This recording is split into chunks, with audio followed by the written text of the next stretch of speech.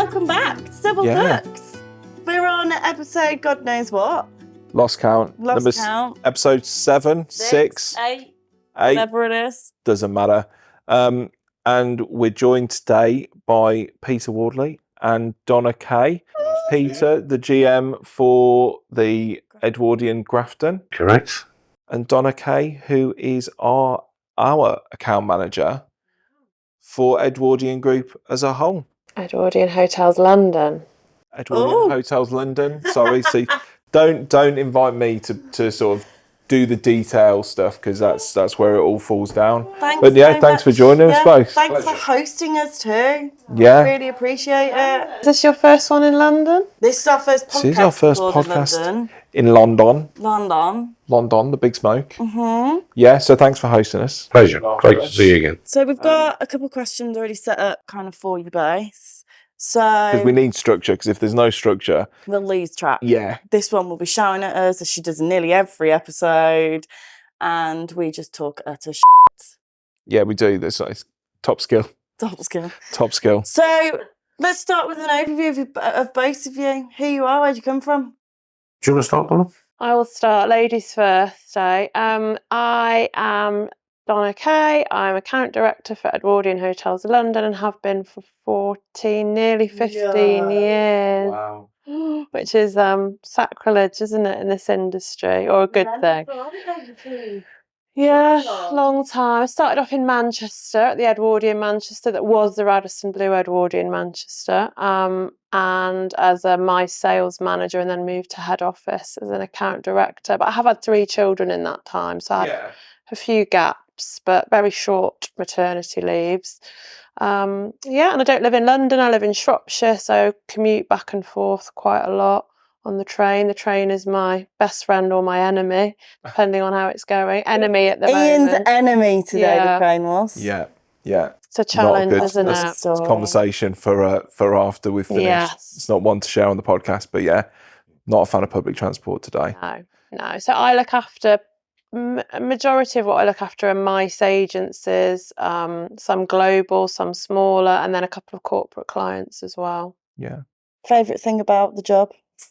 Meeting lovely people like yourself. Good answer. Correct answer, that is. That is the correct answer. And yourself, Peter, a little overview of you. Right, well, your role here. Yeah, I'm a lifer. I've been 40 years, just over 40 years with the company. Nice. Yeah. So I started out as a luggage porter when I was 17, 18 years of age. I then went onto the concierge desk for a year. And then I had broken service. I left for 6 months. And then I was contacted by the company to come back. And I came here, actually, at the age of 19. And I was the youngest head concierge in London of a 4-star hotel. Wow, So that was pretty special. And then obviously the youngest member of the Golden Keys at the same time. And then after 20 years as head concierge in this hotel, I became the manager of this hotel for 7 years. And then I went off to Guildford out in Surrey. Yeah. And looked after a property for Harbour Hotels. So it was a managed property. So it was basically just me from Edwardian Hotels. Yeah. Obviously with all the support and the backup, but I was the only employee based at the Radisson in Guildford, which is now, after the contract, returned to a Harbour Hotel. Yeah. And then from there I came back into London, still with Edwardian, obviously, because it's unbroken service now for over 40 years. And went into Canary Wharf, into the Radisson New Providence Wharf. Yeah. And did 5 or 6 years there. And then I was contacted again by my MD, and he said, would I like to come back? They wanted me to come back into central London. And where would you like to go, really? It was pretty good to ask. And I said, I'd like to go back to the Grafton. So I've done sort of full circle. Yeah. It feels like home. So from 1983, and then I've been back now I had a 12-year break from the Grafton, and I'm back, and I've been back probably about 18 months now. Yeah. So yeah, it's good to be back. Enjoying it, loving it. Oh yeah, I love it. It feels Yeah. like home. Yeah. It's funny, we were talking to somebody else about how things come full circle sometimes, and it's just it's almost a natural thing in some circumstances. So yeah, interesting. Yeah, it was a nice 40 surprise years. to come back and still see some of the staff that were, you know, they're still here from when I left 12 years ago. Well, quite a lot of staff are still here, so it was good. But that's good in regards to that retention and people buying into the brand and the ethos and the culture of it all. You know, it speaks volumes. It doesn't need any promoting, does it? So when do you get like a special gold watch? You've done 40 years, you know, when... We do have long service awards. Okay. I'm not sure it's going to be a gold watch, but I'm sure there'll be a nice little present. You can hint it to everyone. Yeah. That's what we, if you're listening at Edwardian Hotels HQ, you know, otherwise they're going to have to start creating new awards for long service. Absolutely. Well, I don't think they had a 40, so, you know. Yeah, there you go. The There you go. big one will be 50. You've been at Grafton. Grafton's your home. So what's the future for Grafton? Well, I mean, this hotel's got 330 bedrooms, so it's quite a sizable hotel. But originally, when I was first here in 1983, it only had 170 bedrooms. No. Yeah, so we almost doubled the size with the extension in Tottenham Court Road. You know, to take it to 330, we bought the warehouse that was connected and basically copied the facade at the front, so it was identical, and doubled it in size. So it's sort of grown with me, really. You know, I was at the time, I didn't think it was big enough, and I was going to probably move on to something else. But then it doubled in size, and it was an exciting property again. And the great thing is, now that I'm back, they've started to invest in the hotel again. We're currently doing a full refurbishment of the ground floor, the restaurants, and the bar areas, and the plans are absolutely fabulous for that. And then we're going to rebrand the restaurant and do a change. I think every so often, you know, you do need to spice things up a bit. So we'll change the restaurant. And we've also started renovating every single bedroom in the hotel as well. Okay. So out of the 330, we've completed 110. Yeah. And we're just now starting to work. You're putting some serious dough in it, aren't you? Yeah. That's one good. thing. Yeah. Well, the great thing about working for a private company is we've got the year of our chairman. You know, there's not many people that can just pick up the phone and you know and call the chairman.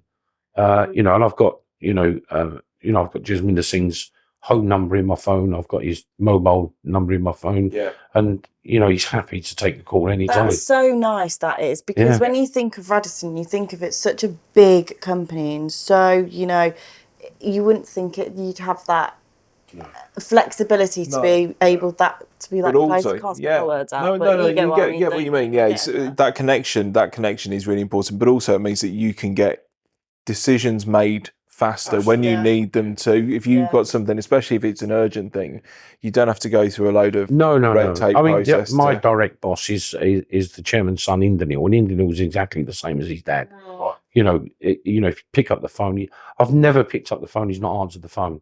Or if you WhatsApp, you know, Indanil or Jasminder, they within minutes they've sent a reply straight back to you. You know, so it's amazing.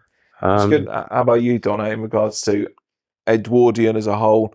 Obviously, just completed quite a big project in the Londoner, and finally being able to launch and open that. Yeah, I guess that's one of our proudest moments as a company, really, because we've been talking about it maybe about 10 years before it opened, and then we had a few stumbling blocks with COVID, because it was due to open during the pandemic and it had to be delayed. There was quite a lot of stumbling blocks with planning permission, because we wanted it to be quite a tall building, because our chairman very much had visions about what he wanted the hotel to be. It will be his legacy. So a big ballroom, lots of different food and beverage outlets, an urban resort kind of thing. But obviously there's certain sight lines you have to keep in London. Can't go above a certain height, can you? Mm. We couldn't block the top of Nelson's Head, so we had to go down. So the planning, there was quite a lot of stumbling blocks, but I think we've got around it really well. For everyone listening, the Londoner is really not one to miss. Is that a new, spanking, brand new 5-star luxury hotel? Super boutique. It is, and it is super boutique, but it feels like, I said this after we went in November to have a look around. For a new hotel, which has been built from, I would say, the ground up, from below the ground up, because I remember we were in the Hampshire probably about 5 years ago now, maybe. It's when you were pregnant at the time, weren't you? Yeah. And we were looking down, very pregnant, yeah.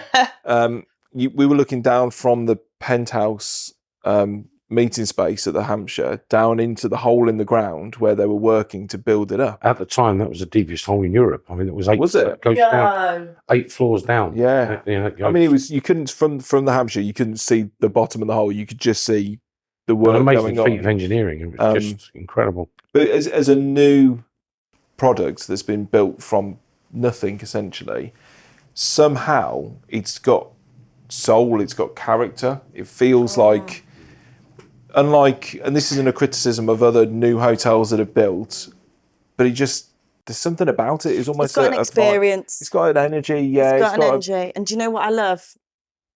Your son works there too. Yeah, Right. Tom. Follows Yeah, it's Tom. Yeah, Yeah, my son Tom is head concierge. So yeah, following in his dad's absolutely, footsteps. yeah, he's doing really well. Yeah, and he's also he's actually doing better than me when it comes to the Golden Keys. He's the secretary of the Golden Keys as well. Is it? Yeah, that's really so good. he's doing really well. and he's a really nice bloke as well. To He top is. it all off, He's a good lad. yeah, Bought us all a drink, so how could you not be a nice He bloke? did, yeah. As a drink. definitely. But no, if anybody hasn't been to the Londoner yet, Yeah. definitely Hit me want up. to see. I'll take you round. Yeah, Just a question, which is kind of going to be based on this podcast. The topic is kind of the industry. So obviously the podcast, what we do is talk about the industry and how we can bring venue suppliers, clients, everyone together much closer and help communication, because a lot of people we've spoken to in the industry, there is quite a communication gap when it comes to agents and venues, so like planning events, etc. it's a bit disjointed. At the end of the day, we're all in it to achieve the same thing. You know, we want the client's event to be a success, whether that's us as agents, you as venues, a supplier who are supporting the event. The goal, the outcome is the same. So, you know, it's a platform to bring everyone together. Sounds all romantic and new age and hippie-ish, doesn't it? But, you know, bring everyone together to collaborate to achieve success. Yeah. So obviously we have a lot of feedback from our Midlands base, etc. But do you think the industry is always the same when it's regional? So are the industry events, the industry standard, etc., is it all the same in London as it is to Birmingham, as it is to Manchester? Or do you think it really changes from region to region? I think there's definitely some differences. I think when you look at our business into London versus, say, Manchester, because we have got one property in Manchester, I say it's a lot more international in London. We have started to see Manchester become, you know, I was going to say a bit more like the second city, but you lot of Brummies, aren't you? Brummies, we don't know that. But unfortunately, it is true. Manchester has kind of overtaken Birmingham. I mean, in regards to people being attracted to it, people it's like the Middle Eastern Birmingham's market. getting back. Birmingham. Yeah. You go to do the train and Birmingham at the moment, it's just like a building site, isn't it? It's construction. Whereas Manchester maybe 10 years ago. Yeah, definitely. So it's definitely catching up 100%. But yeah, no, it's probably more, I guess, when we get large residential stuff in Manchester, it's perhaps people that have got employees in the south and the north, and then they're meeting maybe in the middle, although Manchester's not really middle, but that kind of thing. And then in London, you've got maybe people more flying in international, not always, obviously, but so there's that kind of thing. A lot more DMC business inquiries into London over Manchester. And are you seeing, just on that, with it being international, this, you know, you'll be able to answer this as well, Peter, are you finding that international market is now sort of coming back? Is it back to where it was pre-pandemic levels? Is it still building? Are you seeing that demand from international travel? I can speak for the Grafton, yeah, definitely coming back. Yeah. And I mean, the demand's now there. I think we're very hopeful. I think we've got a bright future now. Nice. You know, after all what we've been through. So yeah, times are looking pretty good. Yeah, events wise, definitely. The thing with the other differences as well. So quite often when we've got an inquiry for Manchester, we'll be competing against maybe Birmingham, Liverpool, Leeds. When you've got one at Heathrow or London, you're competing against Frankfurt, Amsterdam. Yeah. Oh, that's quite interesting. Lisbon, yeah, more so. You know, so yeah, people are just looking at the UK or looking at different European cities as well, and quite often London comes out top of the tree in terms of expense when you're comparing it to Lisbon and Amsterdam. It's quite stunning. It would be, but although the prices in London are high and keep on increasing, it seems, which is great because people are paying it, which is why it's high. If people weren't paying it, the prices would soon drop, wouldn't they? You get what you pay for. Yeah, you get what you pay for. But in comparison to Rome, Paris, Amsterdam, to a certain extent, it's still not quite as expensive. So therefore, but then you've got places like Lisbon, Madrid, maybe, where the price point might be a bit lower. So I wouldn't say you're top of the pile in regards to premium rates as a destination, but there are some that are going to be more cost effective. But, you know, someone will always do it cheaper, won't they? Sure. That's, you know. But when it comes to London, I don't think any company's got better locations. You know, we've got the middle of Leicester Square, we've got the heart of Mayfair. Yeah. You know, we've got Knightsbridge. Absolutely. We've got Oxford Street. I mean, you know, every key location in London is covered by absolutely. an Edwardian hotel. Which is good. And then it's a nice little plug how there. many have you got in London? Edwardian So Hotel? there's 11 in central London and then Heathrow and Manchester, yeah. But Heathrow's a beast in itself, isn't it? I mean, that's a massive venue with great event space, loads of bedrooms, easy to get to on the Bath Road. It's, you know. We can feed, sleep, host meetings, and you can park like 500 people easily at Heathrow, which is quite I nice. stayed there last year and before I went on my hollybobs. It was so nice. Did you just really, really nice? Yes, I did just say hollybob. Say hollybobs. Like illegal to say. Jack, Donna's looking at me like, can we get that as a sting? You just said hollybob. Yeah. Oh, so Quickly change the subject. Jess. yeah, really change the subject before I throw up in my mouth. As a GM, what do you feel your biggest challenges are at the moment? I think we spoke earlier about staffing was a little bit of an issue. I think because of the pandemic, obviously we actually lost quite a lot of good people. Although our company were very good, we put them all on furlough. Yeah. And we did check in on them from time to time to see how they were doing. But a lot of people during furlough found other opportunities and decided it was time to change their path. Yeah. And leave the industry. And fair play to them. You know, some of them have spent a good number of years in hospitality, and I was quite surprised that some of the people that actually left and decided to do something else. But fortunately, I mean, now our staff retention, and our turnover is absolutely fantastic. You know, our results for a great place to work were absolutely outstanding. Yeah. And I think moving forward, we're in the same position as we were, pre-pandemic, where we have a very low turnover of staff. Yeah. And it's a company that people want to come and work for. But that's it, and especially if there's people, and I'm not blowing smoke here, Peter, but there's people like yourself who have been with the organisation for as long as you have, to choose to come back to a particular venue, to choose to remain with the same organisation speaks volumes. And if you've got other colleagues similar to yourself there who are are so long many servers, examples, so many. I mean, even in this hotel, my housekeeper, she's been with the company since she was a young lady, probably 20 years now. Yeah. My chief engineer's been here 15 years. I think it's very rare. Yeah. That I don't know whether I should say this or not, but I'm not on a name drop. So my closest friend is the ops director of another large hotel group, and their turnover is not good. So I do think it's quite rare that staff turnover is really, really good, and it's because you don't get that much. But also to the point where Tom has chosen not only to go into the same industry as yourself, but to work for the same organisation and go down that path, because if you were going home, waxing lyrical about, hate work and absolutely. pain in it. Don't get me wrong, we all have those days, and I'm sure you do. But for him not only to want to join the industry and follow a similar path to yourself, but to do it for the same organisation. Well, I think it was quite an easy choice for him. I mean, don't get me wrong, Tom's got a lot of experience in other properties, and it was a good thing that he went out and experienced some of the stripes and stuff like that market. But he started off. I mean, my kids have grown up with Edwardian. I mean, the Jasminda and Amrit and Indanil. I mean, they're like family to the kids. Yeah. They've seen them grow up from babies. And Tom, actually, when he was studying, his first job was as a casual, working here at the Grafton.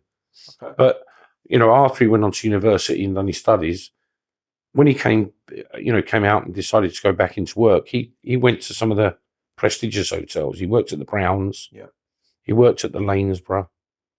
But all the time, I know for a fact the chairman kept checking in, how's he doing? Where is he now?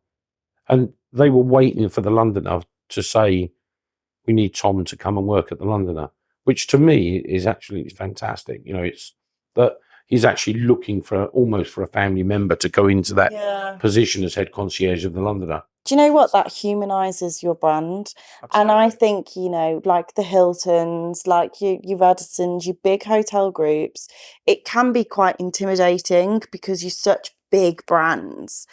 But you saying that has just, it's made it feel more like approachable in a way, because you've just humanised your brand, which is really, really nice. And I think being family owned as a group, it's not a consortium, it's not just investors, it's, it means a lot. I mean, I know that the decor and stuff around the rooms is all sort of guided by, is it Amrit? Yeah, she's on the design. She heads up the design team. Yeah.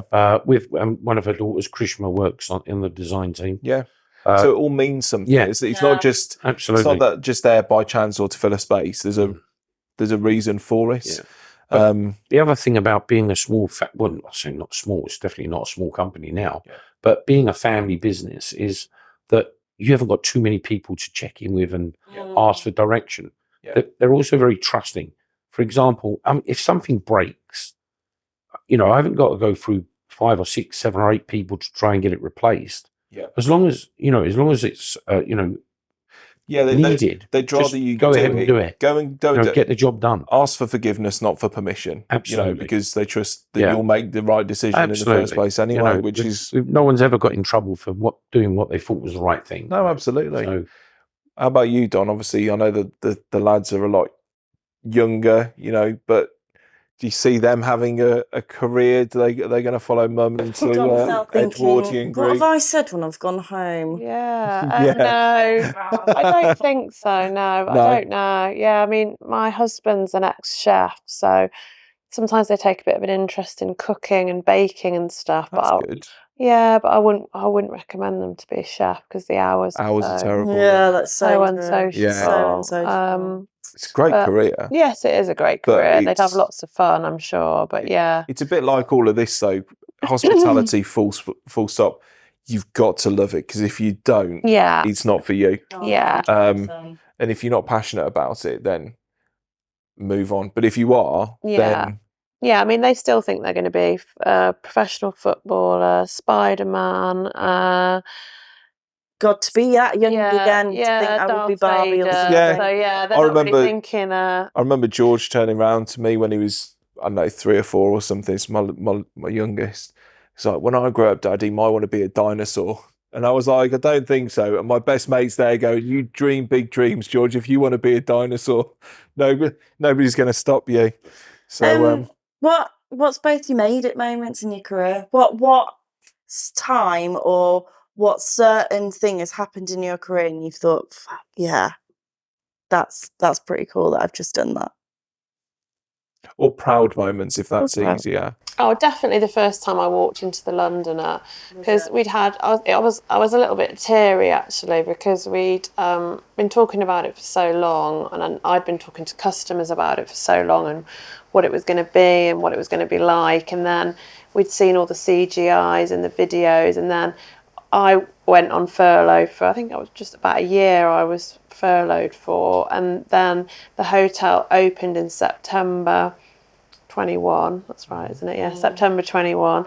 And I'd come back in the June, but there wasn't really much necessity for me to travel for the first few months. We were doing everything still, even though the world was back kind of open by then.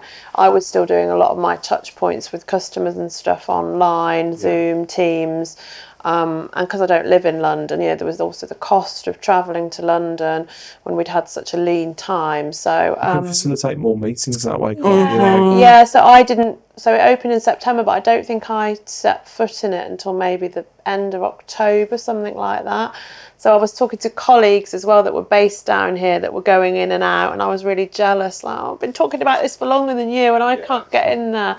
So then when I did finally, I think it was like mid October maybe 2021. So it'd been open maybe 6 weeks or something, 4 to 6 weeks, and then when I stepped foot in there and saw what it was like and how it felt and how it smelled, and the smell is lovely, and obviously saw lots of colleagues that I hadn't seen for so long because we'd been doing everything at home or on furlough. It was really it was nice. And then of course when I got my big first kind of thing confirmed there, that was a nice feeling as well. That would probably be mine.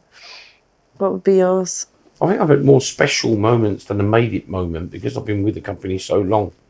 But I think my first special moment for me was when I was made head concierge at the age of 19, obviously. That was... Big feather in the cap, isn't it? It is, anyone that's in... You say before, youngest head concierge at a 4-star property in London at the time. Yeah. There you go. So that, I've probably still got that claim to fame, maybe. But... Did you hold off Tom doing it until he was like 20? He was like, you don't want to do it. I said he's too young, he's too young. Yeah. But then there's, I think of a recent special moment, and there's loads of these, but one was when I left the last hotel, New Providence Wharf, to come here. All the room attendants in my last hotel are Nepalese, and the most wonderful people. Really are absolutely lovely. And every morning they used to walk by the office and say, Namaste, Mr. Peter, and they're just so sweet. And the head housekeeper come up to me on my last day and she said, well, she'd actually told me the day before, but she said, we're going to go for something to eat. And all the room attendants took me out for dinner that night. Oh, wow. And they took me to their local, I went down to where they live, to their local Nepalese restaurant. And at the end of the, we had a lovely meal together. And at the end of the meal, I wanted to treat them. Yeah. They said, no, we're not letting you pay. We're paying for your dinner. And they treated me to my dinner. That's really special. And then on top of that, and taking into account, they don't earn fortunes,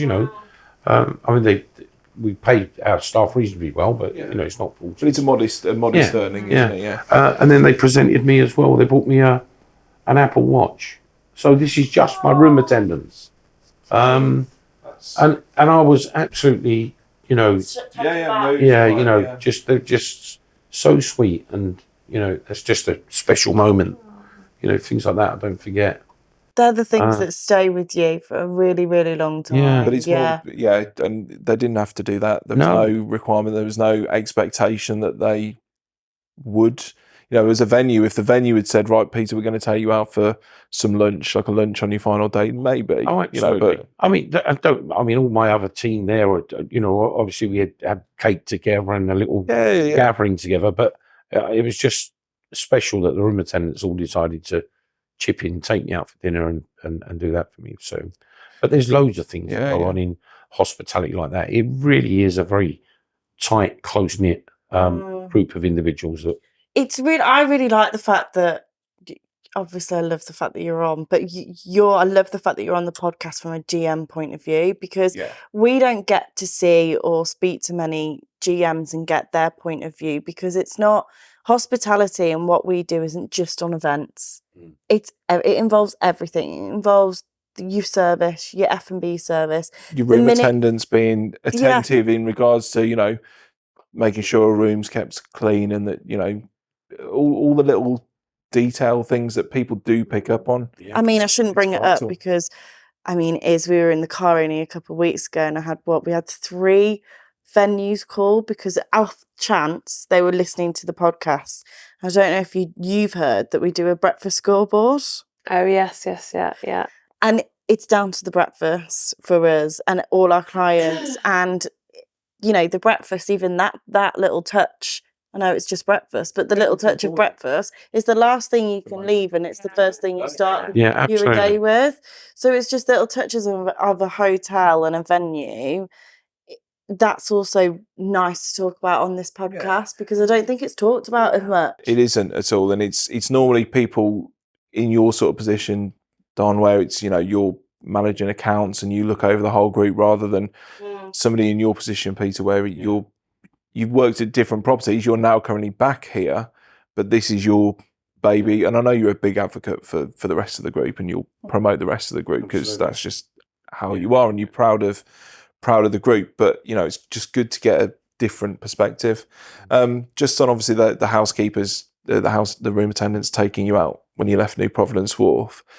Do your room attendants here know that they did that? And if you were to ever move, or when you finally decide to down tools, have they got? There's an expectation now. What are they going to get for you, and where are they going to take you for dinner? No, the funny thing is, when I arrived back here, I was so pleased because there are still. I can give you their name. Brenda. There's a room attendant that was here 25, 30 years ago. Wow. She was a young lady when she started here, and she didn't want to do anything else. She didn't want to move into become a housekeeper. She just enjoyed doing what she's doing. And Brenda's still here. Maria in our she cleans all our front office. She's lovely Portuguese girl. She's been with us 20 years plus. Nellio in housekeeping, 15, 20 years plus. So there's still loads and loads of people that when I come back in, straight away I felt like I'm back with my extended family. And the thing is, just on that, because I don't want to get hooked up on room attendants. Sure. But when the pandemic hit, we don't like talking about the pandemic too, because it's almost a swear word. The C word's a swear word, and it's not the C word that most people refer to.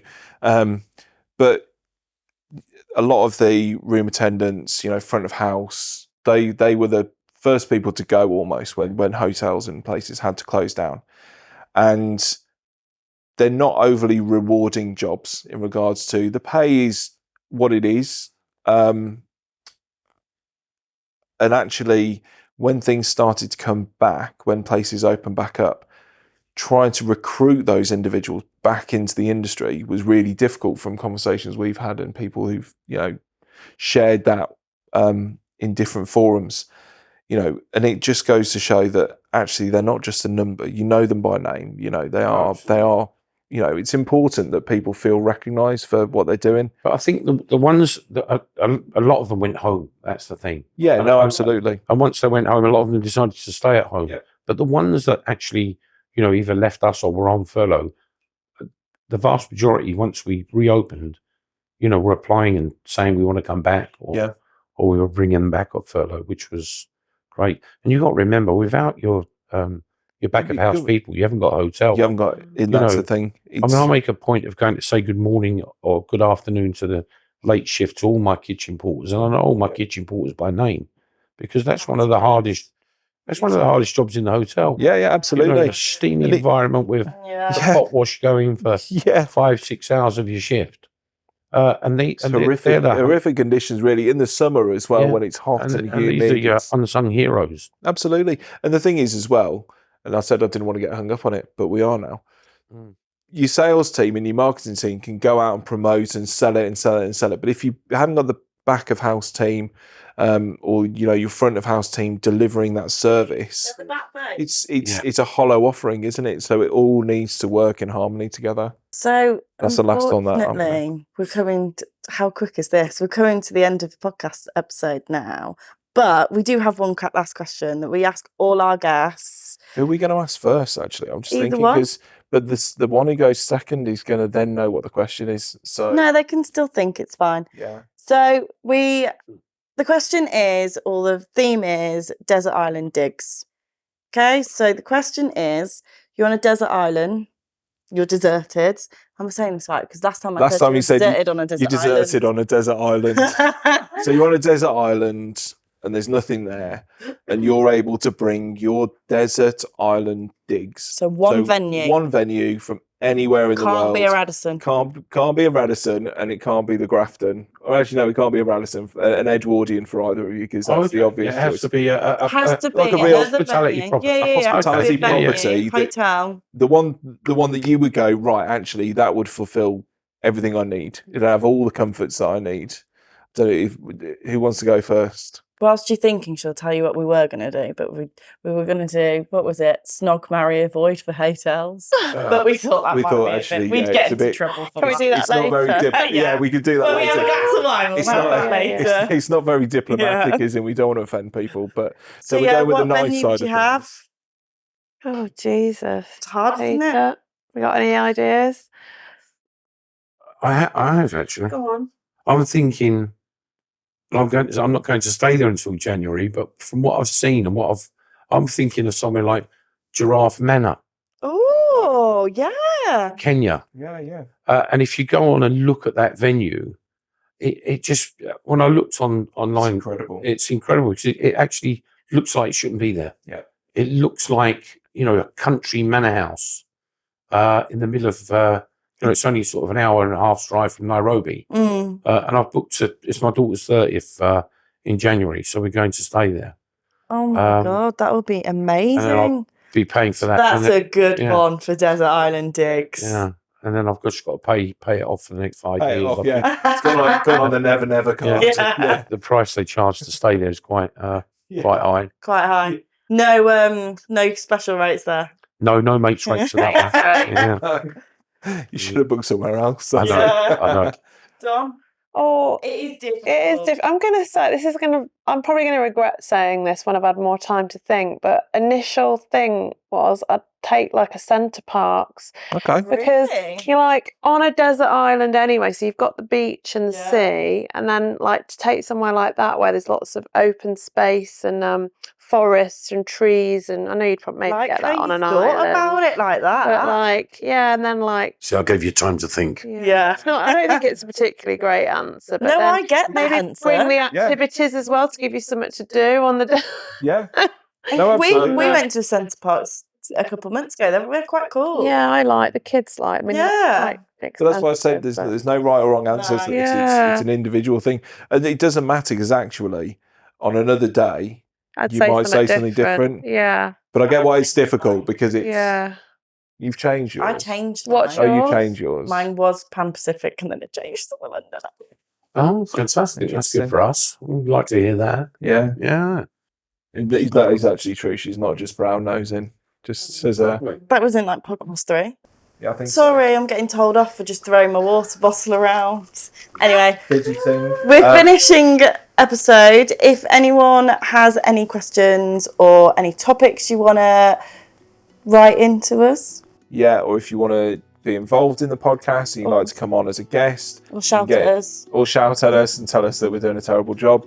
You can get in touch at podcast@vbxagency.co.uk. Smashed it, as always. I don't know how I'll remember that every time, but no, thank you both for thank you so much for hosting us too. Pleasure. Great chat. Really Thanks for hosting us today, Peter. Thank you. Yeah, thanks, guys. Bye. Thanks, guys. Bye. Bye.